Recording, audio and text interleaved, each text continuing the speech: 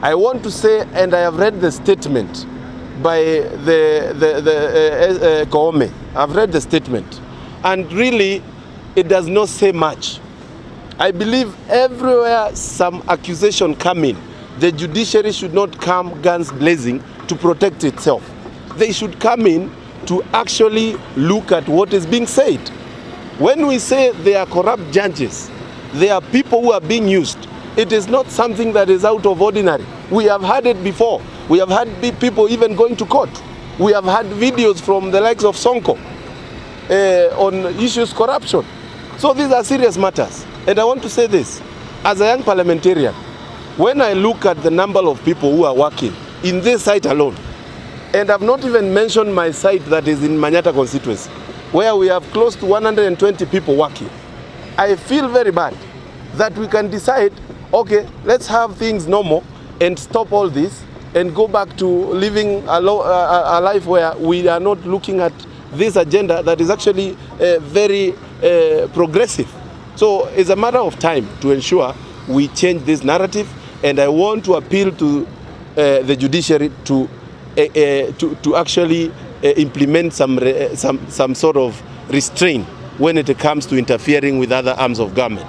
This conversation has already started, and we are happy about it. I have already instructed the officers at the Senate that we are going to amend the JSC Act so that we can introduce what we call policy courts. Just like we have the commercial courts, just like we have the employment courts. Any issue that emanates from the government, that anybody wants to take it to court, it should not just go to any court. It should go to a policy court. And that court will have to listen to that case within a certain timeline of about 30 days. Because we have a mandate for 5 years. A mandate that the people gave us to bring development to them. You know? So if a judge can give a date, say I'm going to listen to this case after 7 years, what will I tell my people when I go home when they elected me?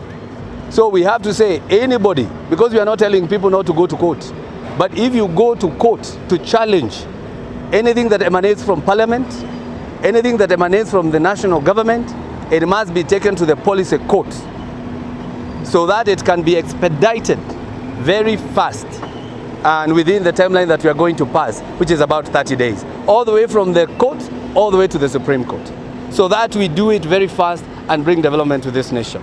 We have started the process of saying that the JSC Act should be amended to bring inclusivity. And when you bring inclusivity, it means that we are not holding anybody at ransom. What we are saying is accountability. And when we bring about accountability, everybody will be led to do their work. And I want you to jog your mind. And that is something that because we say it, 2024 ni ule mwaka. 2024 ni ule mwaka. Mwaka wa kuongea.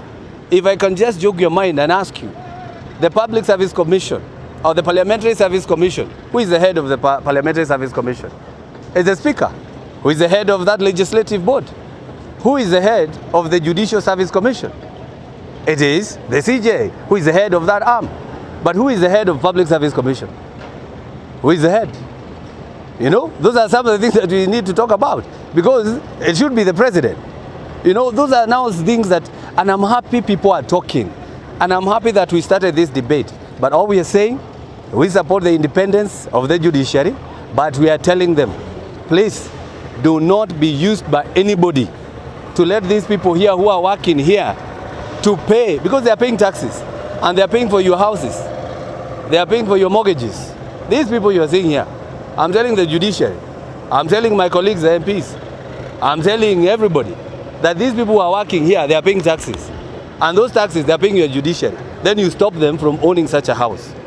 So I think it's a time that we discuss this issue.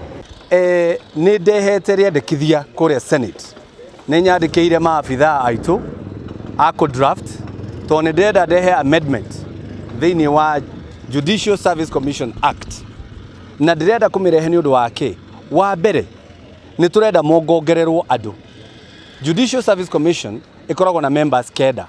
Mugwanja ao ni judicial officers. Tukorani atiriri, andu aya nio mararugamia mitaratara yothe ya thirikari, nio mararugamia maundu maria mothe marathie na mbere. No turahe kamweke methurime. It cannot be hard. Nio ati turenda kuhe kamwanya methurime mone kana ni mareka wega.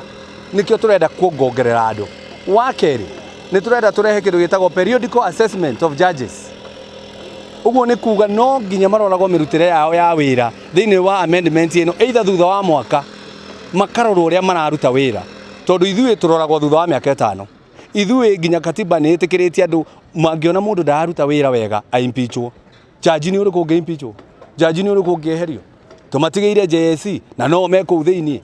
Koguo mangitua moe kanya ga kurugamia thirikari ino no marugamie thirikari, tondu hatire mundu umite matuini no andu twinao guku uguo na ni twi uria guthiaga na mbere. Koguo turarehe watho uyu nigetha twambie kurania ciuria, tondu mwaka uyu wa 2024 ni ule mwaka. Uguo ni kuga no nginya tukorwo tukiaraniria nigetha twacenjia JSC magathurimagwo, tucoke turehe kindu gitagwo policy court. Ni igoti ria mitaratara ya thirikari, to ria kuri igoti ria aruti a wira nirio Employment Act, ni turi igoti ria commercial, tugie na igoti ria mitaratara ya thirikari. Ati mundu arugamia mutaratara wa thirikari rigatwarwo igoti-ini riu, igoti riu nario tukarihe thiku 30 rikorwo ririkitie wira ucio nigetha tutikarugamio, tondu jaji angiuga ni agathikiriria cira thutha wa miaka 7 ngakorwo nyumite giti-ini kana ungiakorwo umite giti-ini ugathie kwira andu atia ningia muthondekeire barai, no jaji muna nginya matoiritwa ri akirugamia wira ucio. No, it cannot be like that.